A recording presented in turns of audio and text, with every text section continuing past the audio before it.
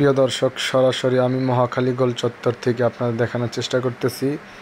এখানে দেখুন, কিছুক্ষণ আগে দফায় দফায় ছাত্রলীগ এবং কোটা সংস্কার যারা আন্দোলনকারী তাদের সাথে দফায় দফায় সংঘর্ষ হওয়ার পর এই মুহূর্তে পুরো এই মহাখালী গোল চত্বরটাই যারা শিক্ষার্থীরা আছেন তারা আয়ত্তে নিয়ে নিয়েছেন। আপনারা দেখুন, এই পাশে একটি পুলিশ বক্স আছে, সেই পুলিশ বক্সেও আগুন ধরিয়ে দিয়ে পুলিশ বক্সটি পুড়িয়ে দেওয়া হয়েছে।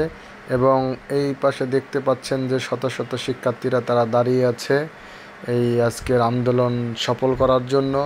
আপনারা জানেন, এখানে যারা প্রশাসন আছে তারা যদি আপনারা চাইতো যে দুই পক্ষকেই সঠিকভাবে তদারকি করে তাদেরকে শান্ত করার জন্য, তারা কিন্তু সেটা করে নাই। না করার কারণেই এই দুর্ঘটনাটা বেশি করে ঘটেছে এবং কি আরও শিক্ষার্থীরা বেশি উত্তেজিত হয়ে গিয়েছে। উত্তেজিত হয়ে দেখুন পুরো রাজপথটি বর্তমান দখলে নিয়ে নিয়েছে।